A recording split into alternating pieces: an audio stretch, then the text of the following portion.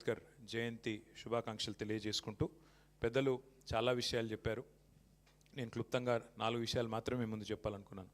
ఒకటి, మహాకవి శ్రీశ్రీ అన్నట్టుగా పోరాడితే పోయేదేమీ లేదు బానిస సంఖ్యలు తప్ప అని చెప్పి మహాకవి శ్రీశ్రీ గారు ఒక సందర్భంలో అన్నమాట. ఇవాళ నిజంగా కూడా తెలంగాణలో అది నిజమైంది. 2023 డిసెంబర్ 7 నాడు అధికారంలోకి వచ్చిన కాంగ్రెస్ పార్టీ 2024 ఏప్రిల్ 14 నాడు బాబాసాహెబ్ అంబేద్కర్ గారిని బందీ చేసి పెట్టింది. 125 అడుగుల ఎత్తులో ప్రపంచంలోనే అతిపెద్దదైన బాబాసాహెబ్ అంబేద్కర్ విగ్రహాన్ని కేసీఆర్ గారు నిర్మాణం చేశారన్న కోపంతో ఆ మహానుభావుడిని సంఖ్యలలో 2024 ఏప్రిల్ 14 నాడు అక్కడికి ఎవరిని పోనీయకుండా బంధించి పెట్టింది కాంగ్రెస్. 2025లో కూడా అదే అక్కస్తో ఇది కేసీఆర్ కట్టిన విగ్రహం, ఇది కేసీఆర్ ఆనవాళ్ళు అనే ఉద్దేశంతో బాబాసాహెబ్ లాంటి మహానుభావుడిని మళ్ళీ బంధించి మళ్ళీ అవమానించింది కాంగ్రెస్ ప్రభుత్వం, రేవంత్ రెడ్డి ప్రభుత్వం. అందుకే మొన్న విద్యార్థి విభాగం ఇక్కడ మా గెల్లు శ్రీనివాస్ గారి నాయకత్వంలో ఒక 15 రోజుల కింద ఇదే భవన్లో మీటింగ్ జరిగితే ఆ రోజు మేము నిర్ణయం తీసుకున్నాం.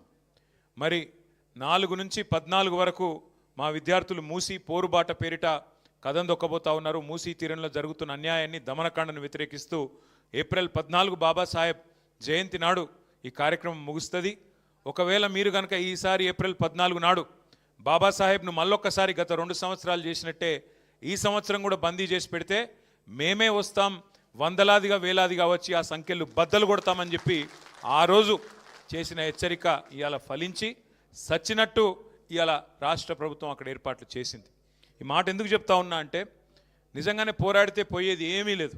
ఇట్లాంటి మూర్ఖ ప్రభుత్వాలకు, ఇట్లాంటి అరాచక ప్రభుత్వాలకు, ఇట్లాంటి పెత్తందారి పోకడలకు, ఇట్లాంటి నియంతృత్వ ఆలోచనలు ఉండే ముఖ్యమంత్రులకు బుద్ధి వస్తుంది, ప్రజలకు భయపడతారు తప్ప ఇంకోటి కానీ కాదు. ఇది నేర్పింది మనకెవరో కాదు, డాక్టర్ బాబాసాహెబే. ఆయన చెప్పిన మాట బోధించు, సమీకరించు, పోరాడు. కేసీఆర్ గారు అదే ఆలోచన విధానంతో, అదే అంబేద్కర్ తత్వాన్ని జీర్ణం చేసుకొని లక్షల సంఖ్యలో ప్రజల్ని సమీకరిస్తూ తెలంగాణ రాష్ట్ర ఏర్పాటు ఆవశ్యకతను వారికి వివరిస్తూ, తెలంగాణ రాష్ట్రం ఏర్పడితే ఎవరికి ఏం ప్రయోజనం వస్తుందో వివరించి చెబుతూ అడుగడుగున తెలంగాణ కోసం పోరాడుతూ చివరికి సావు నోట్లో తలబెట్టి ఆ బోధించు, సమీకరించు, పోరాడు అనే అంబేద్కర్ తత్వాన్ని పూర్తి స్థాయిలో వంట పట్టించుకొని అల్టిమేట్గా రాష్ట్రాన్ని సాధించింది అంబేద్కర్ గారి బాటలో, అంబేద్కర్ గారు రాసిన రాజ్యాంగం ఆలంబనగా. ఆర్టికల్ 3 అనేదే లేకపోతే రాజ్యాంగంలో ఇవాళ తెలంగాణ రాష్ట్రం లేదు. ఈ మాట కేసీఆర్ గారు శాసనసభ వేదికగా చెప్పారు. అంత మాత్రమే కాదు, నిజంగా అంబేద్కర్ గారు చెప్పిన ఒక గొప్ప మాట, ఒక గొప్ప ఆలోచన విధానం.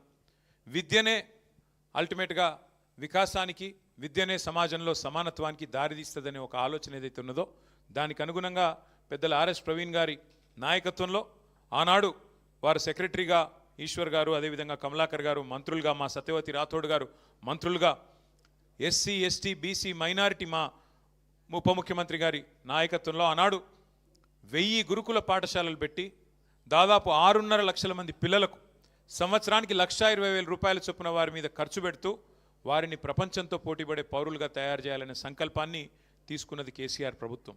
ఇవాళ వాటిని కూడా సరిగ్గా నిర్వహించలేకపోతున్నది రేవంత్ రెడ్డి ప్రభుత్వం. ఆ 1000 గురుకులాల్లో ఇవాళ మరణ మృదంగం మోగుతూ ఉన్నది.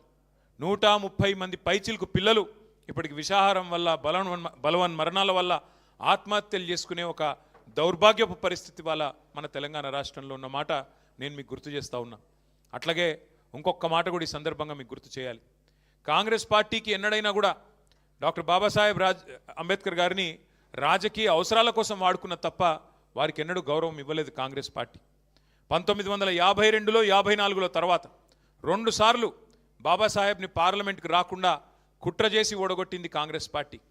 అట్లాగే డాక్టర్ బాబాసాహెబ్ ఆనాడు హిందూ కోడ్ బిల్ని మొత్తం మహిళలకి సమానత్వాన్ని, మహిళలకు జరుగుతున్న అన్యాయాన్ని, వివక్ష పట్ల పూర్తి స్థాయి వారికి హక్కులు కల్పిస్తూ బిల్లు తీసుకొస్తే ఆ బిల్లును ఆ రోజు పార్లమెంటుకు రానియకుండా ఆనాటి కాంగ్రెస్ ప్రభుత్వం మరి కుట్ర చేస్తే చివరికి మంత్రి పదవికి కూడా నిరసనగా రాజీనామా చేసిన నాయకుడు, మహిళల పట్ల అంకిత భావాన్ని ఆనాడే తన రాజీనామాతో ప్రకటించిన నాయకుడు డాక్టర్ బాబాసాహెబ్ అంబేద్కర్.